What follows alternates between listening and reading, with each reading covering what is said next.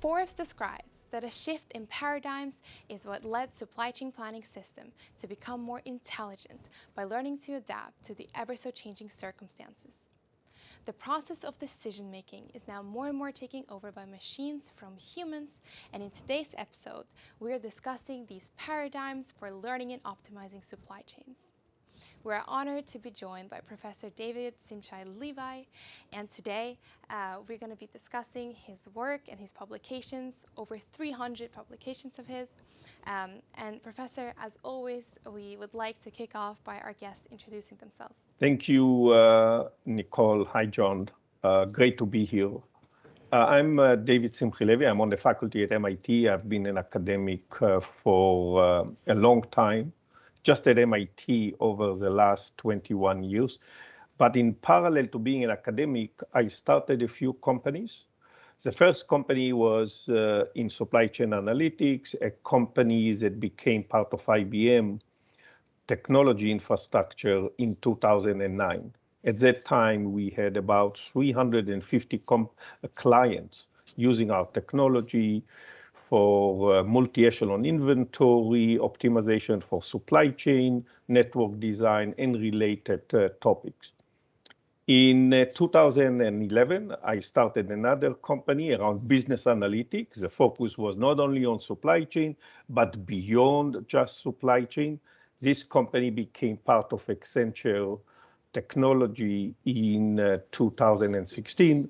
And then I started in 2014 a cloud technology company that became part of Accenture in 2018.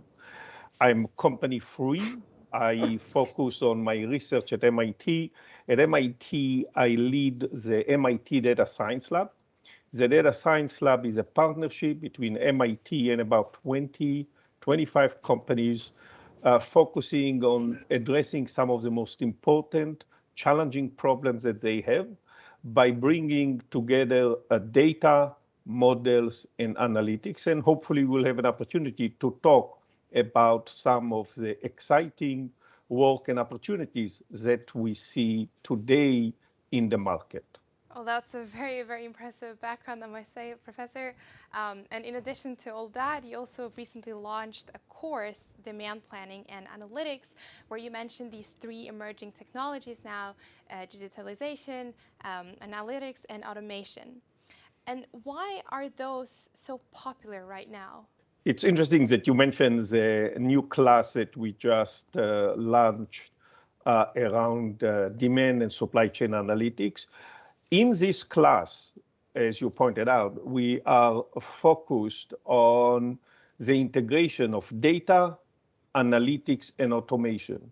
And it's really about the integration of these capabilities that companies are able to address some of the most challenging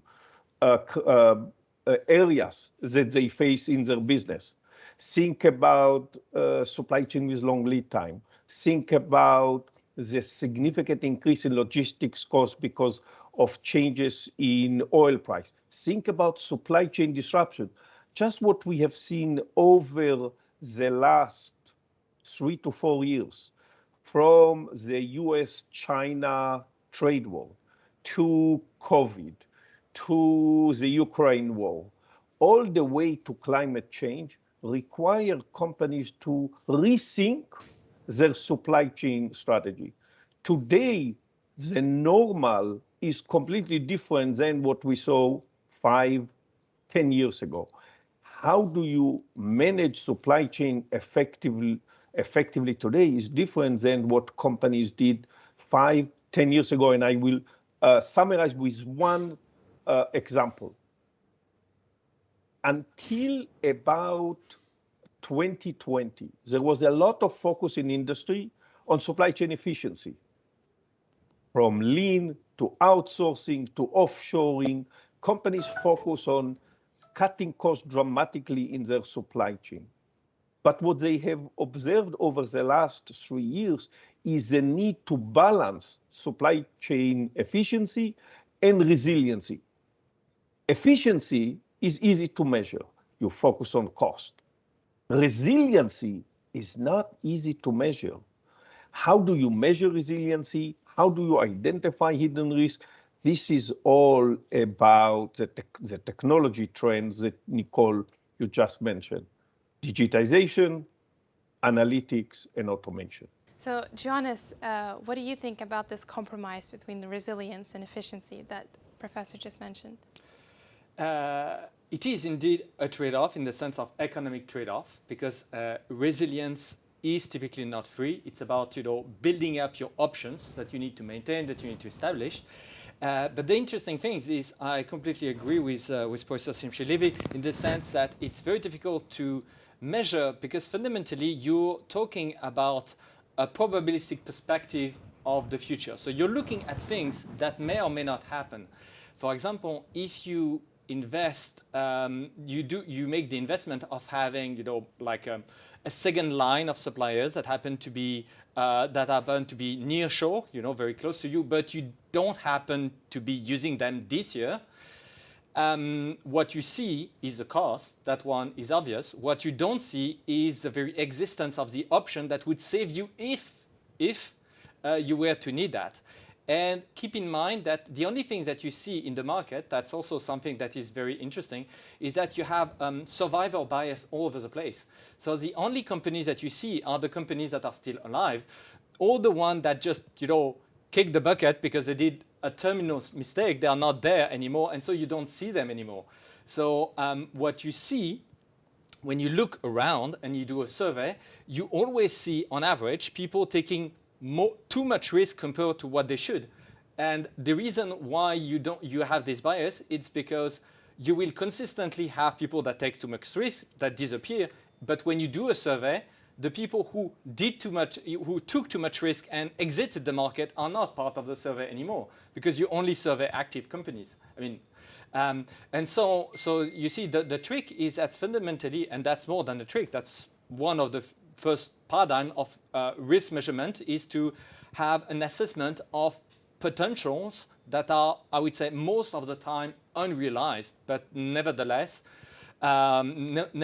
it is very real, because actually, if you roll a dice and you have only 3% chance to hit the critical event that would terminate your company.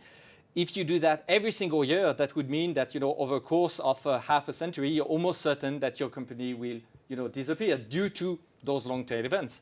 And again, large supply chains have typically been built over the decades. The very large companies, there are some companies that are very, very large today, like, let's say, Apple. But even Apple is not exactly like, a brand new startup. It took decades to establish and became what they are.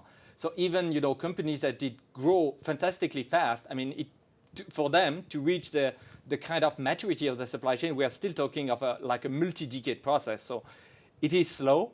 And thus, assessing risk, when you're thinking in terms of multi-decades period, you have to look at things that are happening very, very rarely from, I would say, the very, very human perspective. That's also why the sort of machine-driven perspective, calculation-driven, as opposed to sheer intuition, becomes so important, because I believe that humans are very good to perceive things at human scale.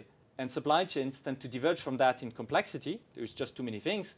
But also in terms of time span, we really think in terms of things that could happen once a quarter in a century. And yet, if you operate a large supply chain, this is a sort of risk you should think of. Let me maybe demonstrate what John was emphasizing with a key observation. Companies typically focus on KPI. Tell me, what is the performance of my supply chain right now? If service level is low, I need to make a change, maybe more inventory. If transportation cost is high, maybe I should make a change to cut my cost.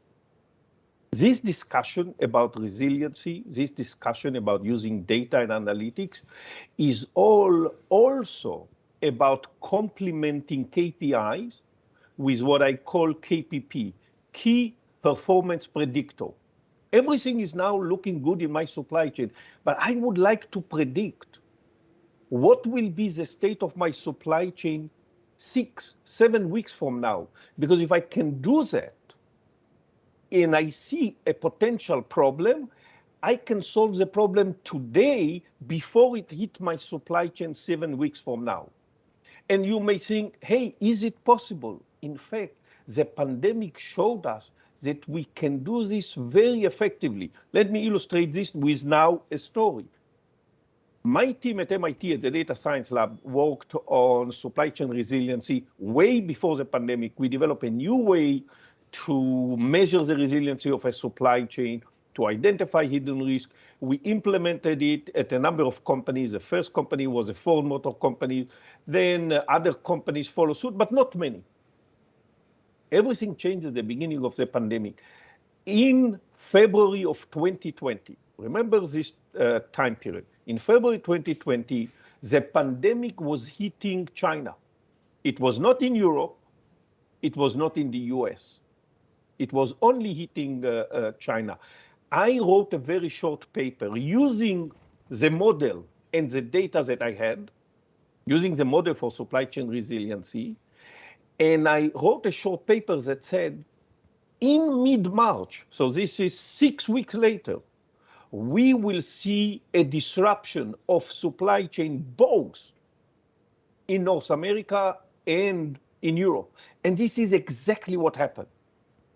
So the ability to use data, and we have both real-time data that come from internal data that companies have, plus external data, allows companies to complement their KPI, key performance indicator, which is the state of the supply chain right now, with key performance predictor. What will be the state of my supply chain 6 weeks from now or 8 weeks from now, and take corrective action today before the problem hits the supply chain.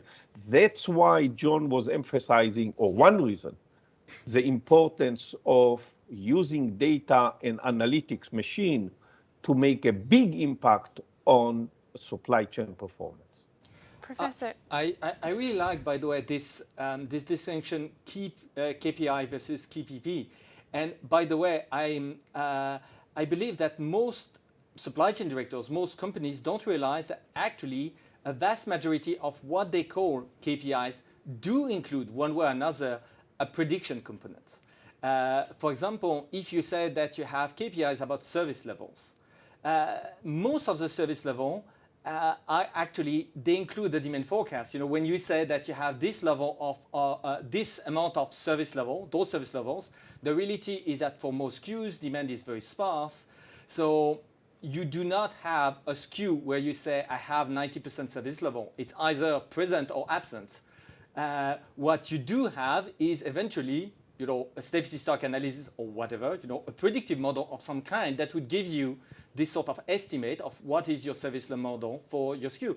But it is also an estimate. And even there are frequently situations where, for example, the amount of stock that they have actually depends on stuff where they have ETAs that are not completely guaranteed. So the boundary, I think having the two concepts is very interesting, and especially to realize how in real-world supply chain systems that are very messy, where there is a lot of input that are internal but not completely reliable, especially when it touches the future, where you have a whole area that is very blurry between the two. And many people, I think one of the problems is first to have too much trust in believing that it is like a neutral, objective, I would say, observation of the past. For many indicators, it's not. And then there is another aspect, which is as soon as you want to deal with risk, it means that you can't have this naive one future perspective anymore. You need to think that, you know, when you publish that there was like a disruption that would come, I would most likely say that you would most likely, if you were very careful, to say, I am, you know, something like 80% confident that there will be like a disruption starting from 8 weeks at the soonest and 20 weeks at the latest, etc., etc. But fundamentally, you know, it is to embrace the fact that as soon as you touch the future, you have things that are likely but not certain, and yet it has value. It's not because there is a degree of uncertainty that suddenly you should say it doesn't exist. I mean, having like a very good guess, even if it's just a guess, is already something that has a lot of value where you should act upon, even if it's like just just probabilities. Let me, Nicole, if you allow me, illustrate Of course. why companies need to think about KPI and KPP with an example from sports. I never played hockey, but I like hockey. And if you think about one of the best hockey players in North America, Gretzky, he used to say, I don't skate to where the puck is. I skate to where the puck is going to be. This is really what KPP is all about. I want to make decision today to address where my supply chain is going to be 6 weeks from now or 7 weeks from now, because if I can do this today, I can reserve capacity, I can cut my cost, and I can respond effectively to a potential disruption that my system suggests I will see in the near future. So it's really interesting, this take that we can predict, or supposedly can predict, something that can happen in our supply chain, say 6, 7, or 8 weeks from now. However, at Lokad, we try to embrace this uncertainty, and rather that we can't really predict what's going to happen exactly, but we want to have essentially an overview over the likelihood of various futures happening. So Professor, when you say that you predict something 6 or 7 weeks from now, how exactly can you know? Are you then just sort of focusing on one future scenario that the model outputs, or are you rather embracing these sort of different likelihoods? We are using a combination of approaches. There is no one-size-fits-all strategy. And let me highlight this, and I think it ties together with what John and you were focusing on. One approach is scenario analysis. We generate multiple scenarios. The scenarios may be associated with a change in demand. A scenario may be associated with a disruption at a specific supplier or a specific region. And using this, we are trying to identify hidden risk in the supply chain. But there is a limit to our ability to generate scenarios. And to illustrate this, just think about what has happened in the last 3 months relative to what happened 2 years ago. Who would have predicted what we see now in Eastern Europe, right?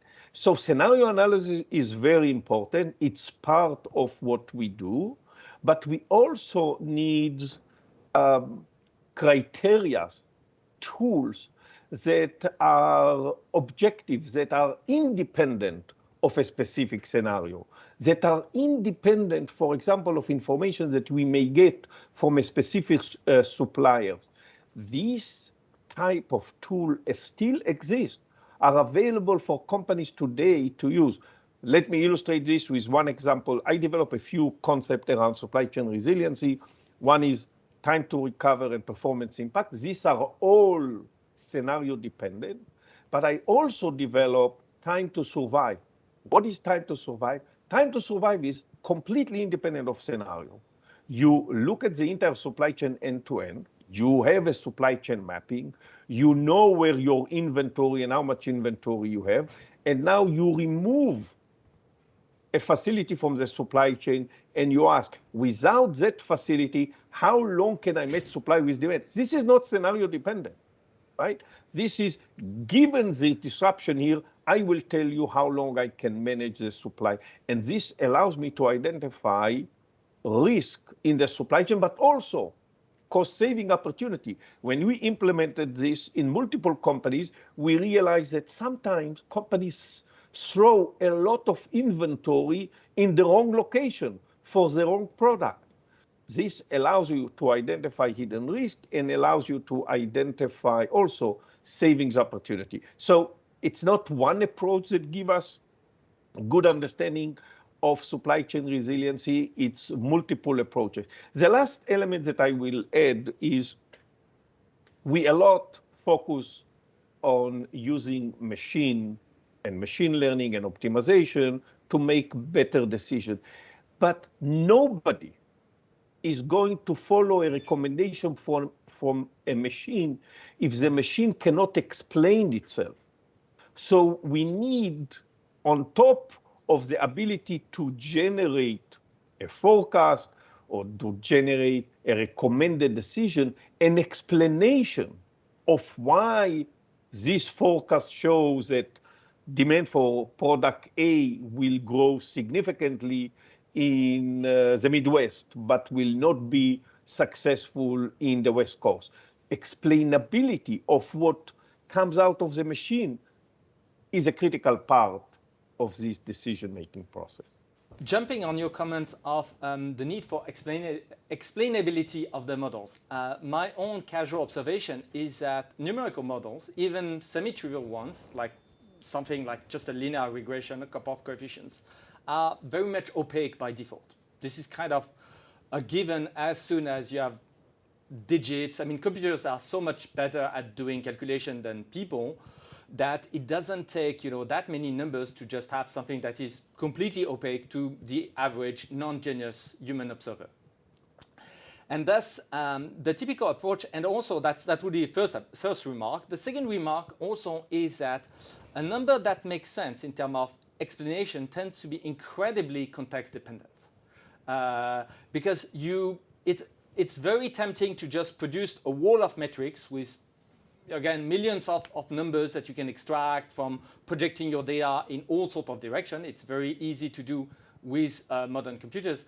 But again, your supply chain planners have just a limited amount of time to do that.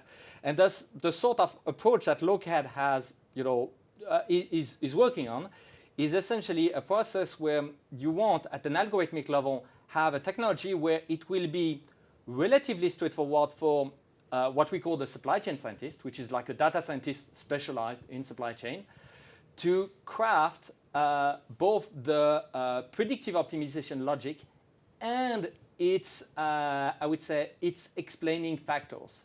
So you see, but there is a catch. The catch is I'm not expecting the AI or whatever, fancy machine learning recipes to be able to do this work.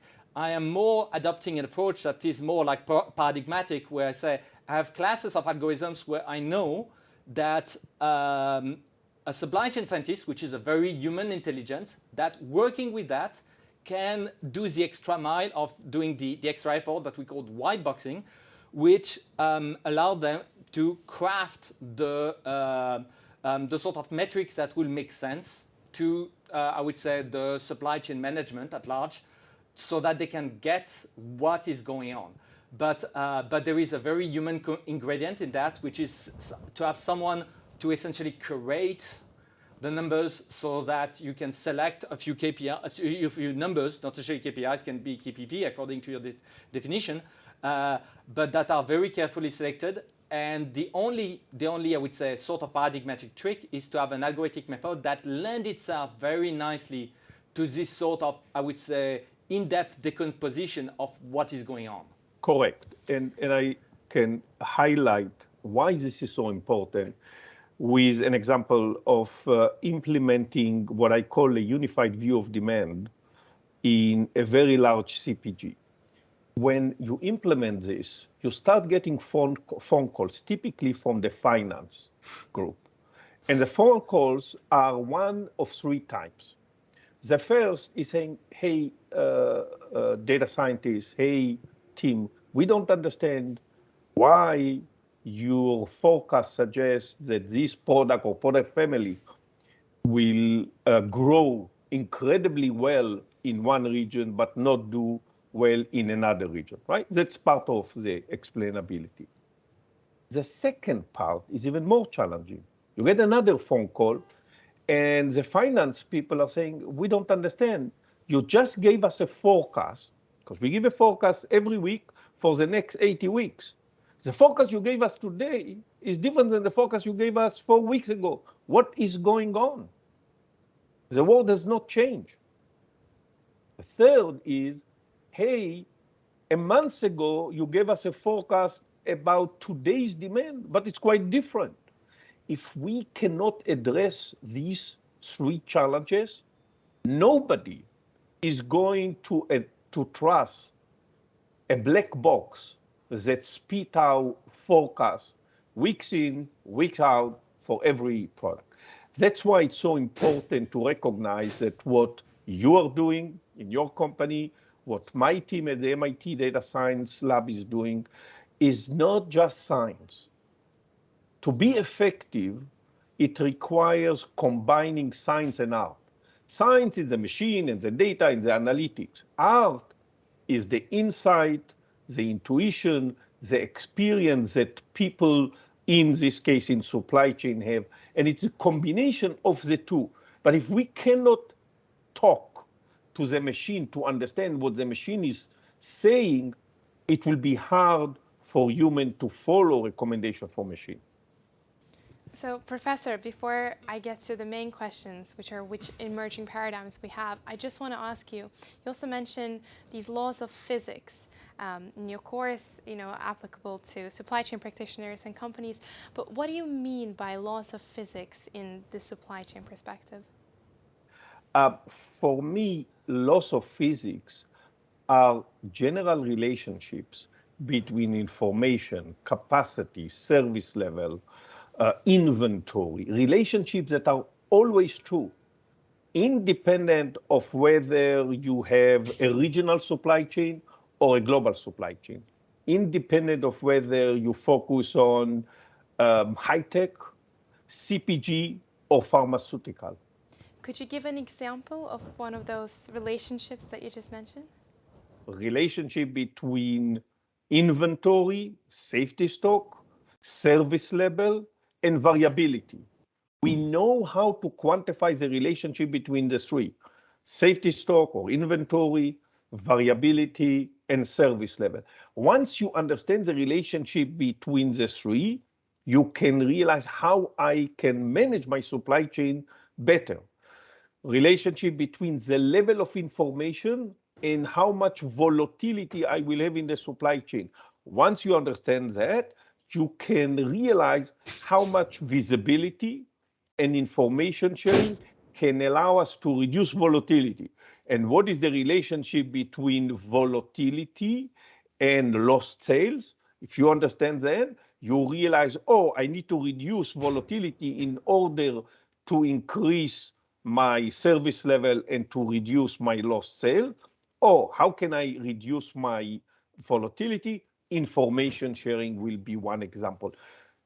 In my book, this is not about my book, but in my book, the fourth edition was just published in September of last year. I have about 40 or 50 types of laws of physics that allow companies to identify where the opportunity is in their business. And as I mentioned, these are global relationships, and that's why I call them laws of physics. Think about what we learned when we took physics classes in high school or in college.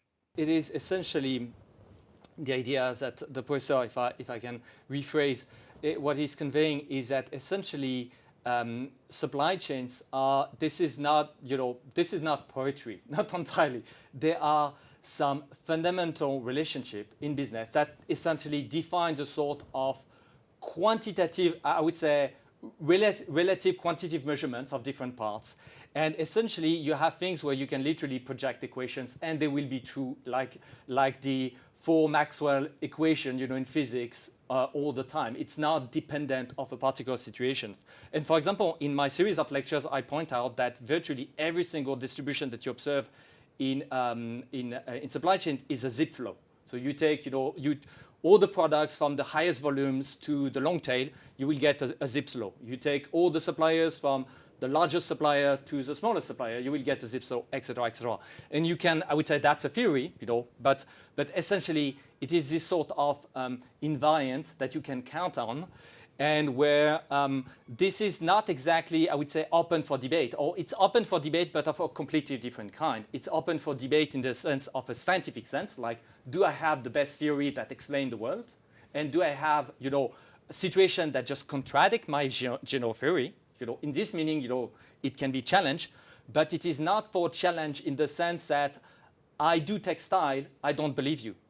This is where there is this very big difference. And the interesting thing is that when you can have this kind of, I would say, when you can have those mathematical foundations for classes of phenomena, not everything, but classes of phenomena, then that is incredibly powerful when it comes to build tools, algorithms, and frameworks. Because you see, you have some kind of base layer of stuff that you can operate. And by the way, at Lokad, we are doing that extensively. For example, this zip distribution has a consequence that whenever you have supply chain data, you can almost invariably compress it tremendously. Because you're going to have almost guaranteed that something like the vast majority of your lines are going to be guaranteed to be either zeros or ones. And that is very eligible for compression. Or that, for example, you can actually beat quicksort in terms of sorting algorithm. You can be faster than the big O of n log n. You can very frequently be much faster than the theoretical optimum just because of the low cardinality of what you have to sort, extract, etc. So there are plenty of things that are very important in terms of, I believe, software design, but also much more, I would say, of design of the supply chain theories that you have on top. Let me give you an example that brings this to life, if you allow me. Everybody understands the concept, the idea of flexibility. Everybody understands that more flexibility is better than less. But flexibility does not come free. How much flexibility I need? Where should I invest in flexibility? And what are the potential benefits of flexibility are key questions to answer. But on top of this, the question is, how do I define flexibility? Once you have a precise definition of flexibility, for example, the ability to respond to change, and change can come in many different ways, change in demand volume, demand mix, disruption. We know exactly how to design a supply chain for flexibility. These come from law of physics. And once you know that, then you can quantify what is the impact on my service level, what is the impact on my inventory, what is the impact on my response time. And this is taken advantage by companies in the automotive industry, in the consumer package industry, using laws of physics to rethink the degree, the level of flexibility in their supply chain. The same is true for redundancy. The same is true for resiliency. This is why law of physics are so important. It's quite interesting that you mentioned flexibility, because we often see when companies have to make decisions on whether to keep a particular product, say in their central warehouse or more local warehouses, you have this essentially this balance or this compromise between being more flexible when it's in the central DC, or you have a better service to your customers because they get the product quicker. So yes, indeed, it is about finding this sort of perfect balance. Yeah, but I think the point more specifically that the professor is making is that it is not just about finding the balance. Finding the balance is kind of a given. What he's pointing out is that the trade-off there is a trade-off, an economic trade-off that is ever present with flexibility, and that it can be modeled, and that it will be relied upon to do optimization in all situations. You see, this is what he's saying. I believe that's this kind of nickname of law of physics. This is the law of I would say physical supply chains. That is like the shorthand for that. Is that there are foundations that can be that have been established. They are not necessarily complete. They are not necessarily definitive, but they are there, and it is important to approach those supply chains here in this case with a mindset where everything is not, I would say, up to debate. You see, that's the point of this sort of approach of physics when people say we have the equation for electromagnetism, that were essentially what we call the 4 Maxwell equations. They were not done by Maxwell, but whatever. But the 4 equations of electromagnetism, you can try to disprove them, but meanwhile, everybody is going to do electromagnetism saying this is what I consider as true all the time. This is not an option. People don't say that it's necessarily, that conceptually it is not impossible to find a situation where they would be, at fault. This is not science. It's about, discovering the flow in your model and refining it further. But the point is that I think that's very interesting to have to establish, I would say, a core of theories, of true theories in the scientific sense, that you can be relied upon so that you can build on top, as opposed to have only opinions and debates. Because you see, the problem is that if you don't have this core, it becomes very difficult to have a quantitative approach that is not accidental, something that is going to work not just as a fluke for one company at one point of time in history. You want to have a method that has potential to work maybe, hopefully, all the time in all companies. That's the pinnacle of generality. But if you have very solid foundations, you can have things that get closer and closer to that. I think that's where this is a true interest. So it's interesting that you're saying finding this solution that can work for many different problems, not just one.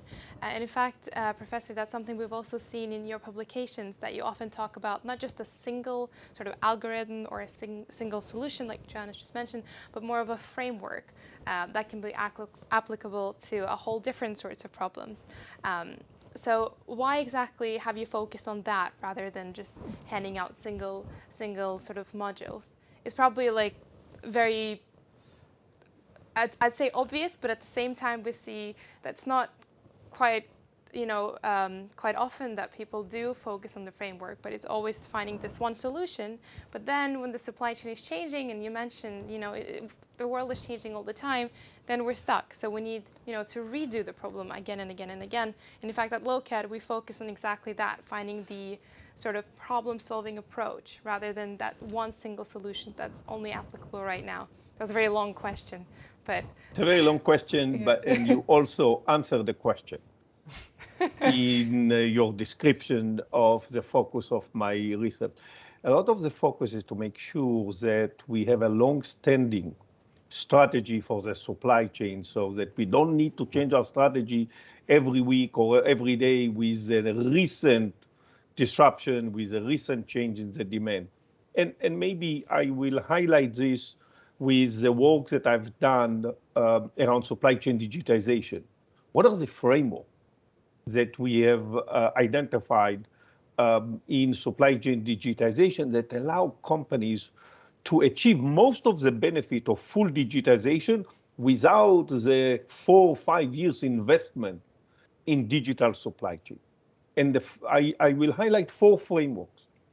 The first, I mentioned earlier, unified view of demand, replacing consensus forecast. Consensus forecasts have been used by executive, by industry for many, many years. Finance will come with its own forecast, operation will have its own forecast, sales will have a different forecast, and then they will get together in a consensus meeting to agree on a compromise. Not clear that this compromise correctly represents reality. What you want to do, that's the framework I focus on, is to agree on the data. Once I have the data, I would like the analytics, the machine, to generate a forecast that can be used by the different functional areas. That's the first one. The second one is a framework that says one-size-fits-all strategy is not appropriate for most companies. And if you look at what most companies are doing, they have one strategy across all channels, across all markets, and across all products. What we emphasize is supply chain segmentation, segmenting products, segmenting market, and segmenting channels, allow companies to fine-tune the supply chain strategy for each cluster, for each group, and as a result, be more responsive depending on the characteristic of each segment. The third element in this framework is focusing on S&OP that uses data and analytics to help companies identify an effective plan. And the last one is recognizing that as effective as the plan is, there are always, and that's the point about your question, deviation from the plan, supply disruption, demand changes. If I can identify those disruption and deviation early on, I can respond to them very effectively. This is part of the KPP, this is part of Control Tower. I'm sure this is part of what your company is focusing on with many of your clients. Joannes, what do you think about what Professor is saying, especially about this S&OP process, which Lokad also has quite a different approach to? Yes, but it's not, I would say it's a different, I would say, due to our focus and our origin, we are looking at the problem from a slightly different angle. It doesn't mean that we are especially in disagreement. The first thing that I see is that first, we never observe supply chain directly. So when we say, for example, demand, there is the intermediation of the enterprise systems, and they can be very complex in the sense that a typical ERP that is 3 decades old, we are going to talk of 2,000 tables. Each table has something like 50 to 200 fields. And then if you're talking to a multinational, they might end up with a semi-nightmarish situation where there is like one different ERP per country. So 40 countries, so first, the input signal is incredibly complex in the sense of just pure IT complexity, not to be. And so there is this, I would say, this barrier that even if all the data is there, even if the data is correct, the data is not garbage. This is very clean transactional data. The problem is just that it's just exceedingly complex due to the fact that all those systems have never been put in place to measure the demand. They have been put in place to operate the supply chains. So first, we have this, I would say, brutal opacity of the applicative landscape. The second thing that we have is that what we call demand, when you start looking at, I would say, actual industries, you will see that it's much, much more granular. For example, let's say you have a company that sells, let's say, electrical materials, to B2B. The reality is that the order that they get is they have, let's say, a client that wants to build a building. And so they are going to pass a big order with literally potentially thousands of product references, and they will actually schedule the deliveries. So they will say, we want 9 months from now to have all of that being delivered, but we want for the first 500 references to be delivered 3 months from now, then the first 500 4 months from now, etc., and with all the schedule. So the granularity of the demand is quite complicated, because how do you count the demand when you have like a big batch order that requires plenty of scheduled deliveries over a period of 6 months? Do you count the demand when it originates, when it's going to be delivered, something else? So obviously there are plenty of ways, but what I'm saying is that when we say demand, it's absolutely not something like that is one-dimensional with a time series perspective where you can project. Usually it is a very many-dimensional problem. And it can be even compounded by the fact that if you, for example, introduce of your own making a new type of product that is like a replacement for the old generation of products, you're going to have very, very aggressive cannibalization, effects, just because it's literally your own superior tech that cannibalize your own previous techs of products. So the products are typically very, very close, and your next generation is like an all-rounder better replacement of everything that were before, etc., etc.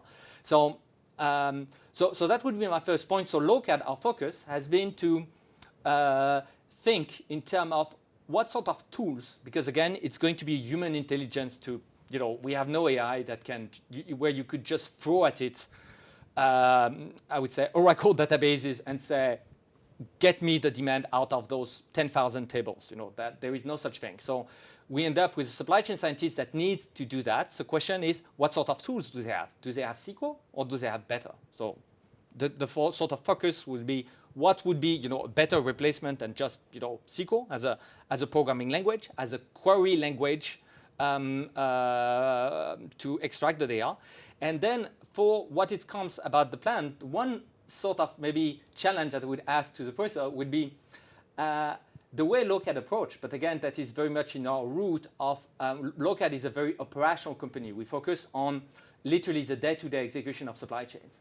And what we typically do nowadays is to literally make the plan disappear entirely. There is no more plans, there is no more forecasts at all. Or at least when I say at all, those things still exist as numerical artifacts, but they are completely transient, and they are completely, I would say, buried into the system, into the data pipeline. The only visible effect are the endgame decisions. So for example, which are literally, what do you buy? What do you produce? Where do you move the stock? Do you move the price up and down? And so, for example, if you say we have a disruption coming from China, well, that's an input, but it's the fact that it modifies the plan is inconsequential. The only thing that people will see is decisions that are steered into something slightly different. And if they look at the sort of driving forces in dollars or in euros, they will see that the risk expressed in dollars for certain classes of risk have skyrocketed due to this new information that has been inputted as, for example, this offshore supplier is now at very serious risk. And thus it explodes its associated risk, and thus it steers away all the decisions from this supplier. But you see, that's the interesting thing, is that what we see nowadays, but that's Lokad is very French in this regard, I believe, is that for most of the companies that we have in production, the forecast and the plan is gone. It doesn't mean that we don't look ahead. It just means that it becomes essentially a numerical artifact that is quite inconsequential. I mean, there are plenty of other numerical artifacts that are not, I would say, first-class citizens that don't capture the interest of the company. I probably will need to learn more exactly about what you are doing to give a more substantial comment on what you described. The only thing I will highlight is that companies that I have collaborated with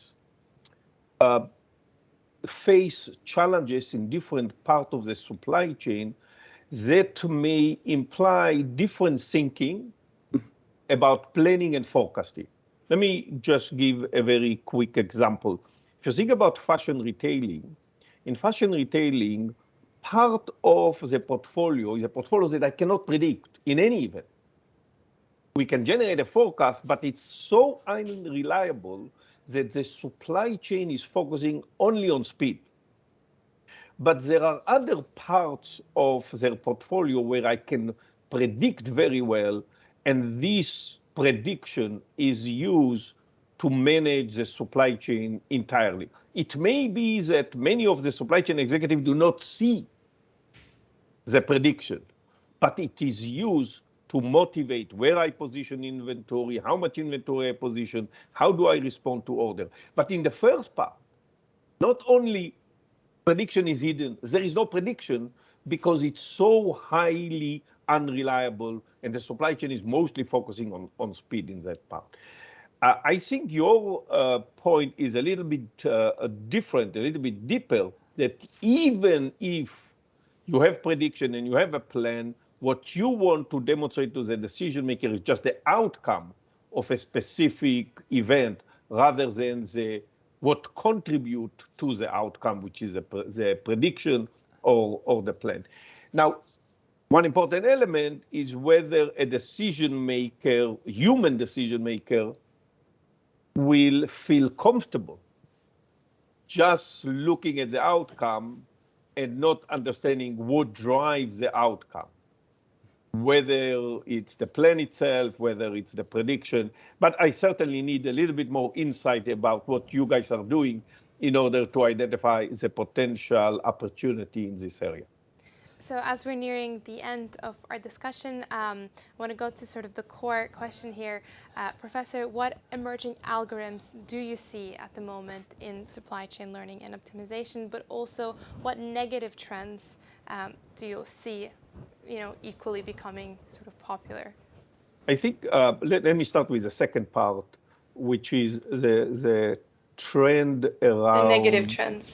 The negative trend around the impact of disruption and volatilities that we see in the market is going to be with us for many years to come. This is a new normal. And as a result, companies need to rethink the way they manage their supply chain. And the problem with this type of new normal is that you cannot make decisions about the near future based on what you saw last year or the last 2 years. And we have seen this just in the last 2 months with what's happening in Eastern Europe. So that's one element.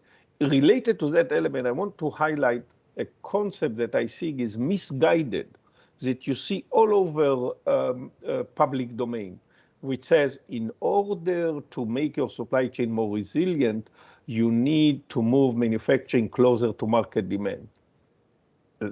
It may be important to move manufacturing closer to market demand, but it's not necessarily, it's not going to guarantee resiliency.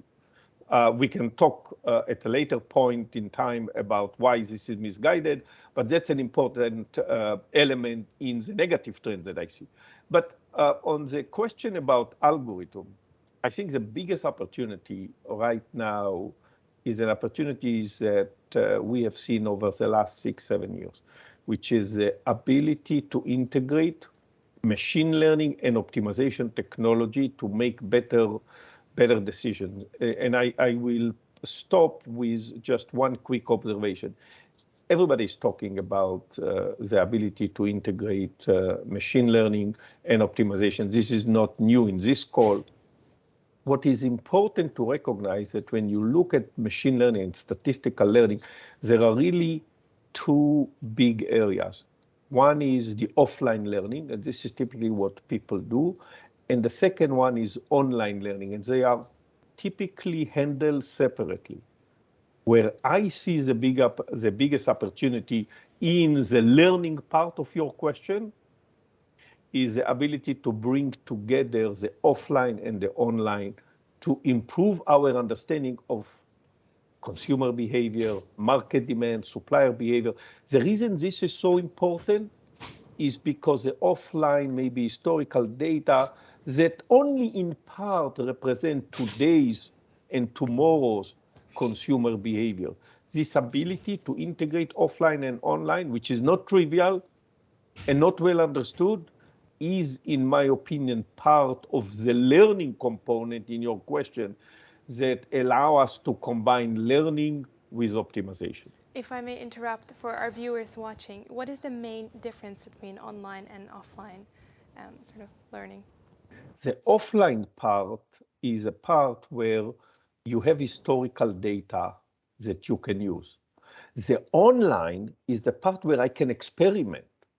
If I can experiment, I can generate new data. But I don't want to experiment too much because I may lose revenue and I may offend my customers or my suppliers. Is there a way to generate new online data and use the old offline data so that quickly I arrive at the appropriate decision for today, not for yesterday? That's why this, and I'll stop with just one. You guys are in Europe. You know a company called Zalando. Zalando is considered the largest online fashion retailer. My team at MIT, together with Zalando Data Science, develop the new type of technology that the company is using in its pricing engine.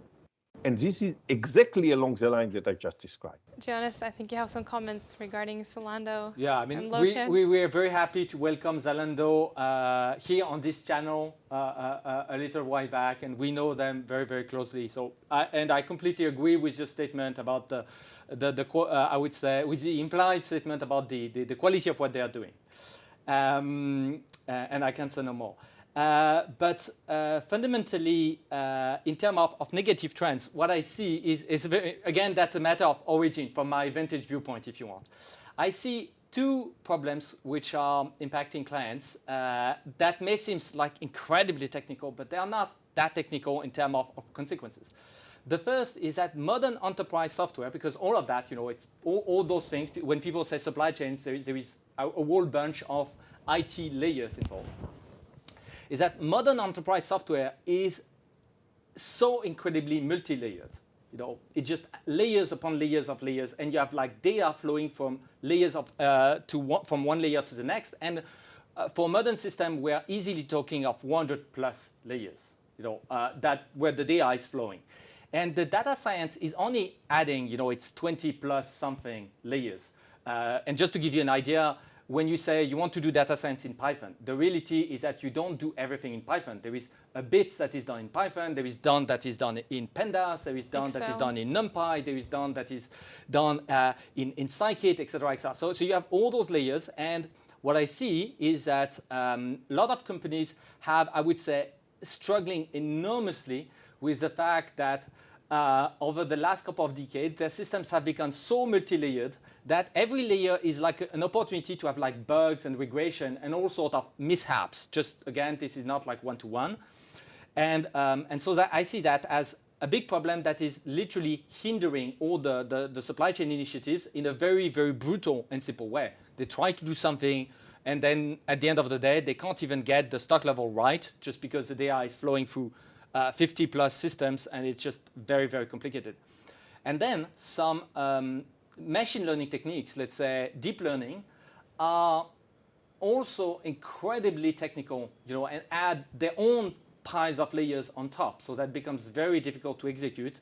Again, it's possible. There are certainly the very large companies manage to do that, but it's very, very difficult. So the bottom line that I see in terms of emerging trends is that I see new classes of I would say, algorithmic paradigms that allow to do to basically remove entire classes of layers, where essentially you can merge, for example, learning and optimization.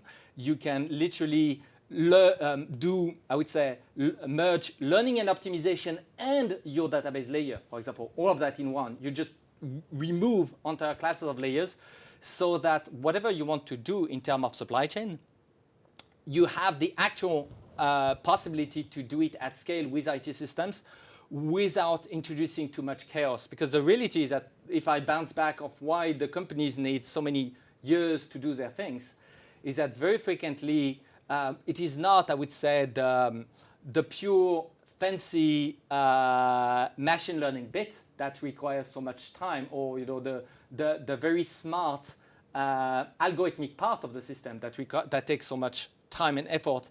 It's everything that comes before and everything that comes after, which are very, very loosely integrated, and you end up with tremendously complicated, I would say, data pipelines.